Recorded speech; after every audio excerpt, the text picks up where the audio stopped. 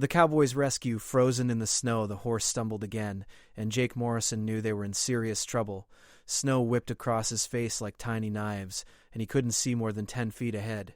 The blizzard had come out of nowhere, turning the mountain trail into a death trap. His horse, a sturdy mare named Belle, was struggling through snow that reached her chest. Each step took more effort than the last. Jake pulled his coat tighter, but the cold had already seeped into his bones. He'd been tracking cattle rustlers for 3 days, and the storm had caught him miles from any shelter. The temperature was dropping fast, and darkness would arrive in less than an hour. Belle whinnied nervously, her breath forming thick clouds in the frozen air. Then he heard it, a sound that didn't belong in the howling wind, a cry for help, faint but unmistakable. Jake turned Belle toward the sound, squinting through the snow. Nothing but white in every direction. He heard it again, stronger this time. Someone was out here, and from the sound of it, they were in worse shape than he was. Jake urged Belle forward, following the desperate calls. The snow was getting deeper, and he could feel the mare's strength fading. His fingers were numb inside his gloves, and ice had formed in his beard. Every breath burned his lungs. He'd been a cowboy for 15 years, worked ranches from Texas to Montana, but this storm was unlike anything he'd faced before. The cries grew louder. Jake spotted something dark against the white landscape, a figure hunched in the snow, barely moving. He pushed Belle harder, and the horse responded with her last reserves of strength. As they got closer, Jake saw it was a woman, her clothes soaked through, her lips blue with cold. She looked up at him with glazed eyes. Jake jumped down from Belle, nearly falling as his frozen legs hit the ground. The woman tried to speak, but her teeth were chattering too hard. He could see she was in the final stages of hypothermia. Minutes away from death, maybe less. He pulled off his heavy coat and wrapped it around her, though he knew his own body heat was dangerously low. That's when he noticed the blood. Her left leg was twisted at an awful angle, and red stained the snow around her. A fall from her horse, he guessed, though he couldn't see any animal nearby. The woman grabbed his arm with surprising strength, her eyes suddenly focused. She pointed down the slope, trying to form words through frozen lips. Jake leaned closer, trying to understand. Finally, he caught it. 2 words that made his blood run colder than the wind. My daughter. Jake's heart pounded. There was another person out here, a child lost in this frozen hell. He looked at the woman, then at Belle, then at the endless white wilderness around them. The smart move was to get this woman on the horse and ride for shelter immediately. She'd die if he didn't. But if there was a child out there, she'd be dead even sooner. The woman's grip tightened on his arm. Her eyes begged him to understand. Jake made his decision in seconds. He lifted the woman onto Belle, using rope from his saddle to tie her in place so she wouldn't fall. The movement made her scream in pain, but there was no gentle way to do it. He took Belle's reins and started walking in the direction the woman had pointed, leading the horse through the deep snow. Each step was agony. His legs felt like dead weight, and the wind tried to push him backward. But somewhere down that slope was a little girl, alone and freezing, and Jake Morrison wasn't the kind of man who left children to die in the snow. The light was fading fast now, turning the white world gray. Jake knew they had maybe 20 minutes before total darkness. 20 minutes to find the child, and then somehow find shelter for all of them? The odds were terrible. The cold was winning. But Jake kept walking, kept searching, because that's what cowboys did. They didn't quit when things got hard. They didn't leave people behind. The woman on the horse made a weak sound, and Jake glanced back.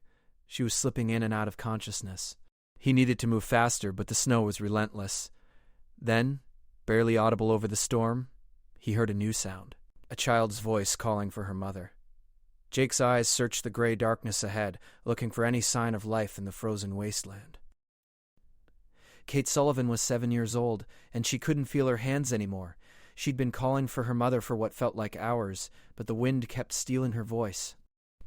Her horse had thrown both of them when lightning struck nearby, and her mother had told her to stay put while she went for help. But that was so long ago, and now Kate was alone with the snow piling up around her. She'd found a small cluster of rocks that gave her some shelter from the wind, but it wasn't enough. The cold was inside her now, making her sleepy. Her mother had always told her never to fall asleep in the snow, but keeping her eyes open was getting harder. The world was turning fuzzy around the edges. Kate heard something that wasn't the wind. Footsteps, maybe, or hoofbeats. She tried to call out, but her voice came out as barely a whisper. She tried again, putting all her remaining strength into it. This time she managed a proper shout. Through the swirling snow, a shape appeared. A tall man leading a horse, and on the horse was her mother. Kate tried to stand, but her legs wouldn't work properly. The man rushed forward, and suddenly strong arms were lifting her up. She wanted to tell him about her mother's broken leg, about how long they'd been out here, about how cold she was, but the words wouldn't come. The man wrapped her in something warm and rough. A blanket or coat, she couldn't tell. He was talking to her, his voice deep and steady, telling her she was safe now, that everything would be okay. Kate wanted to believe him, but she'd never been this cold before. She pressed against his chest, seeking any warmth she could find. Jake held the child close, trying to share what little body heat he had left. The girl was in bad shape, her skin ice cold, her breathing shallow. He looked at the mother, tied to Belle and barely conscious. Then he looked at the darkening sky and the endless snow. 3 lives depended on him making the right choices in the next few minutes. He couldn't ride Belle with both a woman and a child. The horse was already exhausted, and the extra weight would kill her, but walking through this storm in the dark was suicide. Jake's mind raced through options, discarding each one as impossible. Then he remembered something. A line shack used by summer range riders somewhere on this mountain. He'd passed it years ago, but if he was right about where they were, it might be close. Jake shifted the child to one arm and grabbed Belle's reins with his free hand. He chose a direction based more on instinct than memory and started walking. The snow was above his knees now, each step a battle. The little girl was shivering violently against his chest, which was actually a good sign. When the shivering stopped, that's when people died. The darkness was complete now, and Jake was navigating by feel alone. His face was numb and he'd lost sensation in his feet, but he kept moving, one step after another, because stopping meant death for all of them. Belle followed faithfully, the unconscious woman swaying on her back. Time lost meaning. Jake might have been walking for 10 minutes or an hour. His entire world narrowed to the next step, and the next, and the next. The child had stopped shivering, which terrified him. He talked to her constantly, trying to keep her conscious, but she wasn't responding anymore. Then, like a miracle emerging from the darkness, he saw a shape that wasn't snow or rock, a small wooden structure, half buried in drifts. The line shack. Jake's legs nearly gave out with relief, but he forced himself forward those last crucial yards. The door was frozen shut. Jake set the child down carefully in the snow, apologizing to her, though she couldn't hear him. He threw his shoulder against the door once, twice, 3 times. On the 4th hit, the ice cracked and the door burst open. Jake grabbed the child and stumbled inside, the darkness of the cabin somehow warmer than the white hell outside. He laid the girl on the floor and rushed back out for the woman. Untying her from Belle with frozen fingers was nearly impossible, but somehow he managed it. He lifted her down and half carried, half dragged her into the shack. Belle followed them in without being asked, and Jake shut the door against the storm. Inside was pitch black and almost as cold as outside, but at least the wind couldn't reach them. Jake's hands fumbled in his pack for matches. His fingers were so numb he dropped the first 2, but the third one caught. The tiny flame seemed as bright as the sun in the absolute darkness. There was an old stove in the corner and a small pile of ancient firewood. Jake got the fire started with shaking hands, and slowly, painfully slowly, warmth began to fill the tiny space. He turned his attention to the woman and child, both of whom were unconscious now. Their clothes were soaked through and freezing. Jake knew the rules. Wet clothes had to come off, and they needed skin-to-skin warmth. He worked quickly, removing the worst of their frozen outer layers and wrapping them in the dry blankets from his pack. Then he stripped off his own soaked shirt and lay between them, sharing his body heat. The fire grew stronger, and the cabin temperature rose degree by precious degree. Jake held both victims close, talking to them, willing them to survive. The woman stirred first, moaning in pain from her broken leg. Then the child's eyelids fluttered. Jake felt tears freeze on his cheeks, but they were tears of hope now instead of despair. Outside, the blizzard raged on, but inside the tiny line shack, 3 people clung to life. Jake Morrison had found them, saved them, and now all they had to do was survive until morning. He added more wood to the fire and settled in for the longest night of his life. The woman's eyes opened slowly. She looked confused at first, then focused on Jake's face in the firelight. Her lips moved and Jake leaned closer to hear. "Thank you," she whispered. Then her eyes found her daughter, and tears ran down her frozen cheeks. Jake nodded, too exhausted for words. He'd done what needed doing. That's all that mattered. The storm could rage all it wanted now. They were safe, at least for tonight. Morning light filtered through cracks in the cabin walls, and Jake opened his eyes to find both the woman and child watching him. The woman, whose name he'd learned was Linda Harper, had a rough night. Her broken leg was badly swollen, and she'd cried out in pain whenever she moved. But she was alive, and so was young Kate. Jake checked their conditions in the daylight. Both showed signs of severe frostbite on their fingers and toes, but nothing that looked life-threatening. Linda's leg was the biggest concern. It needed proper medical attention, and soon, or she might lose it. The problem was, they were trapped. The storm had dumped at least 3 feet of snow overnight, and it was still coming down steadily outside. Belle had survived the night in the cabin with them, eating some old hay Jake found in the corner. The horse was their lifeline out of here, but she couldn't carry all 3 of them through deep snow. Jake faced an impossible choice. Stay here and hope the storm ended before they ran out of firewood, or make a run for help and leave Linda and Kate alone. Linda made the decision for him. "You have to go," she said, her voice stronger than he'd expected. Her face was pale with pain, but her eyes were clear. "My leg is getting worse. I can feel it. If we wait too long, I'll die anyway. At least this gives us all a chance." Jake didn't want to leave them, but he knew she was right. He'd counted the firewood. Maybe enough for 2 more days, 3 if they were very careful. The nearest ranch was the Patterson place, about 15 miles north if he remembered correctly. On Belle, in good weather, that was a few hours' ride. In this storm, through snow this deep, it might take all day. Or he might not make it at all. Kate clung to her mother, her small face frightened. Linda stroked her daughter's hair and spoke softly to her. Jake packed what little food they had, leaving most of it with Linda and Kate. He put on his still damp clothes, which had dried somewhat by the fire, and prepared Belle for the journey. Before he left, Jake showed Linda his pistol. 6 shots, he said. "If anyone comes through that door who isn't me or help I'm sending, you use this." Linda took the gun with steady hands. Jake could see she was a frontier woman, the kind who'd do what needed doing. He respected that. The goodbye was harder than Jake expected. Kate hugged him tight, and Linda gripped his hand with surprising strength. "Bring help," she said simply. Jake nodded and stepped out into the storm. The cold hit him like a physical blow, and for a moment he couldn't breathe. Then he climbed onto Belle and turned her north. The world was nothing but white. The trail Jake remembered was buried under snow, and landmarks he'd used before were invisible. He was navigating by instinct in the angle of the slope beneath Belle's hooves. The horse struggled through the drifts, her breath coming in heavy gasps. Jake urged her on gently, knowing she was giving everything she had. An hour passed, then 2. The cold was worse than yesterday, if that was possible. Jake's face felt like leather, stiff and cracked. His hands were locked around Belle's reins, barely able to move. He talked to the horse constantly, encouraging her, thanking her, promising her warm stables and fresh oats if they made it through. Then Belle stumbled badly, nearly going down. Jake managed to keep her upright, but when she tried to continue, she was limping. Her left front leg was hurt, maybe just bruised, maybe something broken. Jake felt despair wash over him. Without Belle, he was finished. Without Belle, Linda and Kate were finished. He slid down from the horse and examined her leg as best he could. Not broken, he decided, but badly strained. Belle could walk, but not with his weight on her back. Jake looked around at the endless white landscape and made another hard choice. He took the saddle off Belle and hung it on a distinctive dead tree marking this spot. Then he started walking, leading Belle by the reins. The going was even slower now. The snow was above Jake's knees, sometimes reaching his thighs. Each step took enormous effort, and he was already exhausted from the previous day, but he kept moving, because 3 lives depended on him. 4, counting Belle. Midday came and went, though Jake couldn't see the sun through the clouds. His legs were moving mechanically now, his mind starting to drift. He thought about his childhood in Oklahoma, about the ranch where he'd learned to ride, about friends he hadn't seen in years. He shook his head hard, forcing himself back to the present.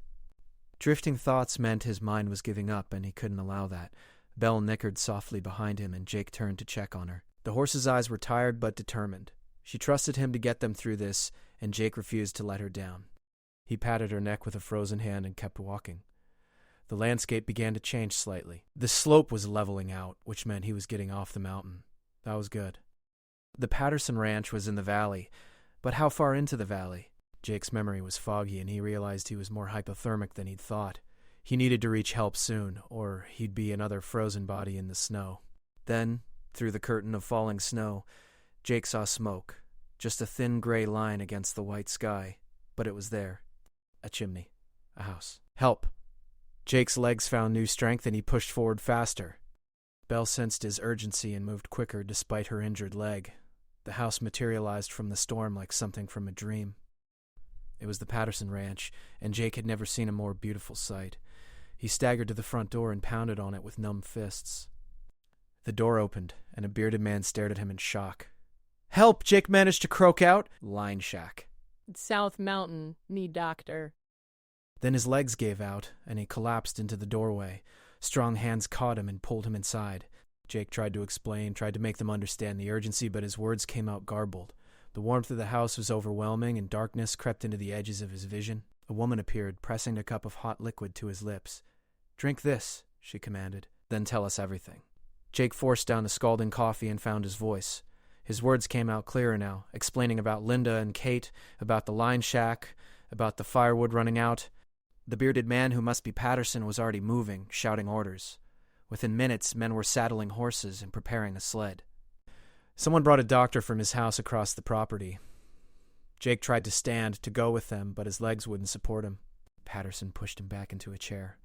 "You've done your part, cowboy," he said firmly. "Let us do ours. Besides, you're no good to anyone in your condition." Jake wanted to argue, but he knew Patterson was right. He'd pushed himself to the absolute limit and beyond. Now all he could do was wait and pray. The rescue party headed out into the storm, and Jake sat by the fire, drinking coffee and trying to stop shaking. Hours crawled by. The Pattersons' wife, Helen, tended to Jake's frostbite and forced him to eat hot soup. She didn't ask questions, just took care of him with efficient kindness. Jake was grateful for the silence. He couldn't have talked if he wanted to. All his energy was focused on one thought: let them be alive. Let them be okay. Darkness fell, and still no word from the rescue party. Jake's worry grew with each passing minute. What if they couldn't find the line shack in the storm? What if Linda and Kate had already frozen? What if he'd left them too late? The what-ifs circled in his mind like vultures. Then finally he heard horses outside. Jake stumbled to the door and threw it open. The rescue party was back, and on the sled were two bundled figures. Jake's heart leaped. They were alive. The doctor was already examining them, barking orders to bring them inside, get warm water, fetch his medical bag. Linda was carried past Jake, unconscious but breathing. Kate was awake, and when she saw Jake, she reached out to him. Jake took her small hand, and the little girl smiled weakly. "You came back," she whispered. Jake nodded, not trusting his voice. Of course he came back. That's what cowboys did. The next few hours were a blur. The doctor worked on Linda's leg, setting the brake and warning that she'd need surgery once the storm passed. Kate had moderate frostbite, but would likely recover fully. Both were severely hypothermic but stable. The doctor finally turned to Jake, examining his own frostbite and exhaustion. "You saved their lives," he said simply. "Another few hours, and it would have been too late." Jake just nodded. He didn't feel like a hero. He'd just done what needed doing. Any decent man would have done the same. But looking at Kate sleeping peacefully by the fire, and Linda resting under warm blankets, he felt something loosen in his chest. They'd made it. Against terrible odds, they'd all survived. Patterson came over with 2 glasses of whiskey and handed one to Jake. "To guardian angels in the snow," he said, raising his glass. Jake clinked glasses with him and drank. The whiskey burned going down, warming him from the inside. He looked out the window at the still raging storm and thought about how close they'd all come to dying out there. But they hadn't died. They'd fought, and they'd survived. And tomorrow the sun would rise on 3 people who might not have seen another dawn. Jake finished his whiskey and settled into a chair, finally allowing himself to relax. Belle was warm in the barn, Linda and Kate were safe, and he was alive. Sometimes, in this hard country, that was all you could ask for. Sometimes that was everything. The storm finally broke on the 3rd day, and Jake woke to brilliant sunshine streaming through the windows. He'd spent the past 2 days recovering at the Patterson Ranch, his body slowly healing from the ordeal. His fingers and toes ached with frostbite, but the doctor said he'd likely keep all of them. That was better news than some folks got after being caught in a blizzard. Jake walked to the room where Linda was recovering. She was sitting up in bed, her leg elevated and splinted. She looked pale but alert, and she smiled when she saw him. Kate was curled up beside her mother, playing with a doll that Helen Patterson had found for her. "How are you feeling?" Jake asked, pulling up a chair. Linda's smile was tired but genuine. "Like I got kicked by a horse," she admitted. "But alive, thanks to you. I still can't believe you found us in that storm. I thought for sure we were going to die out there." Jake shifted uncomfortably. He'd never been good with gratitude. "You did your part too," he said. "Kept Kate calm, stayed alive long enough for help to arrive. It took strength." Linda shook her head. "You walked through that storm twice," she said softly. "Once to find us, once to get help. Most men wouldn't have done that. Most men would have ridden right past when they heard me calling." Kate looked up from her doll. "Are you going to stay with us, Mr. Jake?" she asked innocently. Jake felt his heart twist.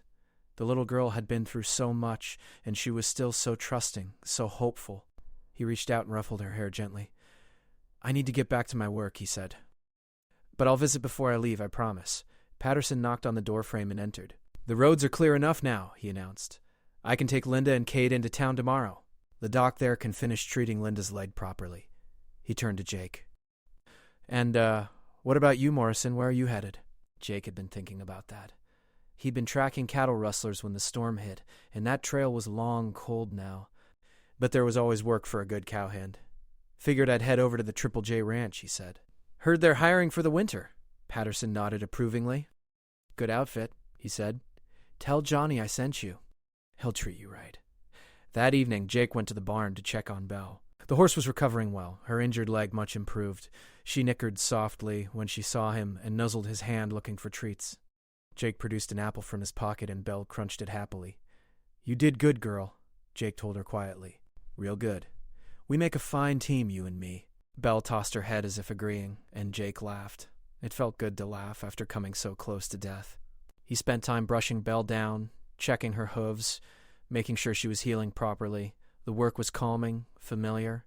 This was who he was, a cowboy who took care of his horse and did what needed doing. Nothing fancy, nothing heroic, just a man trying to live right in a hard country. Later that night, the Pattersons threw an impromptu celebration dinner. Helen had cooked a huge meal, and neighbors who'd heard about the rescue came by to meet the cowboy who'd saved a woman and child in the blizzard. Jake found himself the center of attention, which made him deeply uncomfortable. An older rancher named Pete Walsh clapped him on the shoulder. "You're the talk of the county," he said cheerfully. "Man who walked through hell and back to save strangers. That's the kind of story folks will be telling for years." Jake shook his head. "Just did what anyone would do," he protested. Walsh laughed. "You say that, but we both know it ain't true. Most folks would have kept riding, told themselves there was nothing they could do. You chose different." The evening wore on with food, music, and storytelling. Jake found himself relaxing despite the attention, enjoying the warmth and companionship. These were good people, the kind who built communities in the wilderness and looked out for each other. It reminded him why he loved this life despite its hardships. Kate fell asleep in his lap halfway through the evening, and Jake carefully carried her back to Linda's room. Linda was still awake, and she watched him lay Kate down with gentle hands. "You're good with children," she observed quietly. Jake shrugged. "I like kids," he admitted. "They're honest. Say what they mean what they say. Adults could learn from that." Linda was quiet for a moment, then spoke carefully. "We don't have much," she said. "Kate's father died 2 years ago, and I've been running our small ranch alone. But if you ever need a place, a home, you'd be welcome." Jake felt emotion tighten his throat. "That means more than you know," he said honestly. "But I'm a drifter by nature. Can't seem to stay in one place too long." Linda nodded, seeming to understand. "The offer stands," she said simply. "Always." The next morning dawned clear and cold. The world was transformed by snow, beautiful and deadly in equal measure. Jake packed his few belongings and prepared Belle for travel. Patterson had offered to let him stay longer, but Jake knew it was time to move on. He'd done what he came to do, and now other adventures were calling. He said his goodbyes to the Pattersons, thanking them for their hospitality. Helen packed him enough food for a week, refusing to take no for an answer. Patterson walked him to the barn and helped him saddle Belle. "You ever need anything, you come back here," he said firmly. "You're family now." Jake shook his hand, moved by the simple declaration.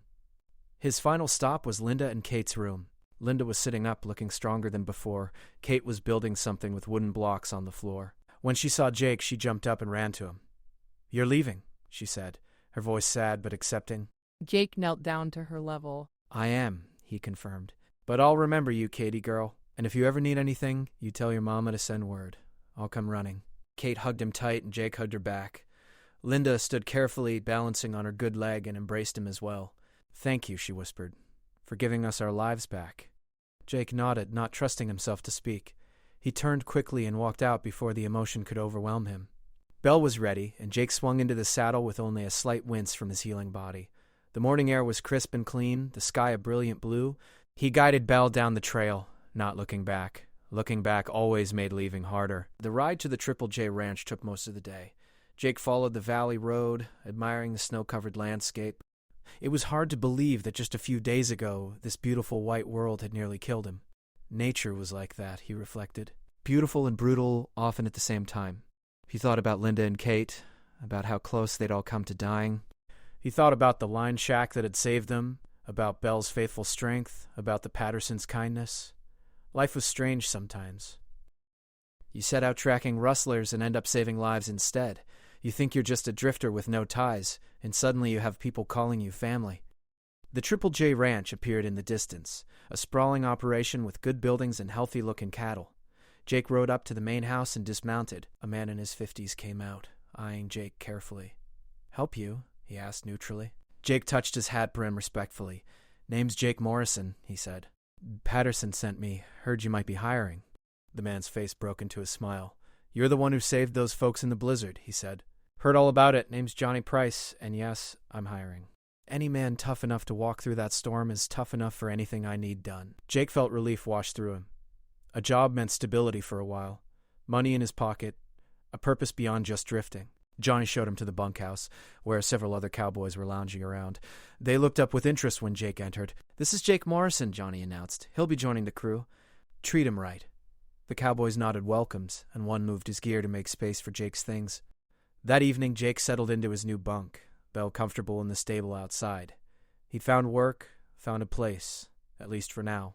In the spring, the wandering urge would probably take him again, but for now, this was enough. He closed his eyes, thinking about the past few days. So much had happened, so many close calls with death, but they'd all survived. Linda would heal, Kate would grow up safe, Belle was recovering, and he had a job and a roof over his head. In the hard calculus of the frontier, that counted as a win. Jake smiled in the darkness. Tomorrow he'd start earning his keep, learning the ranch, becoming part of a new crew. Tomorrow the real work would begin. But tonight, he could rest. Tonight, he could simply be grateful to be alive, warm, and safe. The storm was over, the rescue complete, and life was moving forward again. Jake pulled his blanket up and let sleep take him. Outside, the stars shone bright and cold over the snow-covered land. Inside, a cowboy slept the deep sleep of someone who'd faced death and won. The weeks that followed fell into a comfortable rhythm. Jake proved himself quickly at the Triple J Ranch, showing skills that impressed even the veteran cowboys. He could rope better than most, ride better than all, and had a way with difficult horses that seemed almost magical. Johnny Price was openly pleased with his new hire. Jake kept his promise to visit Kate and Linda. Every Sunday, his day off, he'd ride into town and spend a few hours with them. Linda was healing well, though she'd walk with a slight limp for the rest of her life. Kate was thriving, all traces of frostbite healed, her childhood resilience carrying her through the trauma. On one visit, Linda mentioned she was struggling to keep her ranch going. The winter had been hard, and without a man to handle the heavy work, she was falling behind. Jake started spending his Sundays helping out, mending fences, chopping wood, doing the repairs Linda couldn't manage alone. He told himself it was just being neighborly, but the other cowboys teased him about his town visits. "Got yourself a girl," one of them joked. Jake denied it, but he had to admit he looked forward to those Sundays. Linda was smart and capable, and Kate had wormed her way into his heart. The little girl would run to meet him whenever he arrived, chattering excitedly about her week. It felt good to be wanted, to matter to someone. Spring arrived slowly, the snow melting in fits and starts. The Triple J Ranch came alive with activity as calving season began. Jake worked 18-hour days helping deliver calves, protecting them from predators, marking and branding. It was exhausting work, but he loved it. This was cowboy life at its purest, being part of something bigger than himself. One evening after a particularly long day, Johnny called Jake into his office. "Sit down," he said, gesturing to a chair. Jake sat, wondering if something was wrong. Johnny poured 2 glasses of whiskey and handed one to Jake. "I've been watching you," he said without preamble. "You're the best hand I've hired in 10 years. I'd like to make you foreman come fall when old Pete retires." Jake was stunned. Foreman was a position of responsibility and respect, with better pay and a private room. It was the kind of offer that could change a drifter's life. "I appreciate that," he said slowly, "but I'm not sure I'm foreman material. I've never stayed anywhere long enough." Johnny smiled. Maybe that's because you never had a reason to stay before, he suggested. Think about it. No pressure, but the job's yours if you want it. Jake rode back to the bunkhouse in a daze. Foreman. A real position, a real future. He could put down roots, build something lasting. But the thought also scared him. He'd been drifting for so long, he wasn't sure he knew how to stay put. What if he took the job, and then the old restlessness returned? What if he let Johnny down? He thought about it for days, weighing options, considering futures. Then, on his next Sunday visit, something happened that made the decision for him. Jake arrived at Linda's ranch to find Kate in tears. Her mother had taken a bad fall, re-injuring her leg. The doctor said she needed to stay off it completely for at least a month, which meant the ranch work would fall even further behind. Jake made a decision. He asked Johnny for a month's leave without pay, explaining the situation. Johnny studied him for a long moment, then nodded. "Take the time," he said, "and I'll pay you half wages while you're gone." That's what family does for each other. Jake tried to argue, but Johnny waved him off. "You saved her life, Morrison. Helping her save her ranch is the least we can do." So Jake moved temporarily into Linda's barn loft and threw himself into saving the ranch. He worked from dawn to dusk, repairing years of neglect, organizing systems Linda could manage alone, teaching Kate how to help with age-appropriate tasks. Neighbors pitched in when they could, impressed by the cowboys' dedication. In the evenings, after Kate was asleep, Jake and Linda would sit on the porch and talk. They discussed everything from childhood memories to dreams for the future. Linda spoke about her late husband, about the love they'd shared, and the hole his death had left. Jake talked about his years of drifting, about the freedom and the loneliness that came with it. One night, Linda asked the question that had been hanging between them. "Why are you really doing this, Jake? You don't owe me anything. We're square from the rescue." Jake was quiet for a long time, searching for the right words. "Because," he finally said, "for the first time in my life, I feel like I'm part of something. You and Kate, the Pattersons, Johnny, and the ranch, this whole community. It feels like home. I've been running from that feeling for years, but maybe it's time to stop running." Linda reached over and took his hand. Her touch was warm and sure. "Then stay," she said simply. "Not just for a month. Stay. Help me run this ranch. Be part of Kate's life. Be part of my life." Jake looked at her in surprise. Linda met his gaze steadily. "I know it's fast," she continued. "I know we barely know each other. But I've learned that life is short and uncertain. That storm taught me that. When you find something good, something real, you hold on to it." Jake's heart was pounding. Everything in him wanted to say yes, to grab this chance at a real life. But old fears held him back. "What if I'm not cut out for this?" he asked quietly. "What if the wandering urge comes back? What if I let you and Kate down?" Linda squeezed his hand. "Then we'll figure it out together," she said. "That's what partners do. I'm not asking for promises of forever. I'm just asking you to try, to give us a chance." Jake looked out over the ranch, at the land he'd been working to save. He thought about Kate's laughter, about Sunday dinners, about belonging somewhere. He thought about the storm and how it had brought them all together. Maybe that was the real rescue, he realized.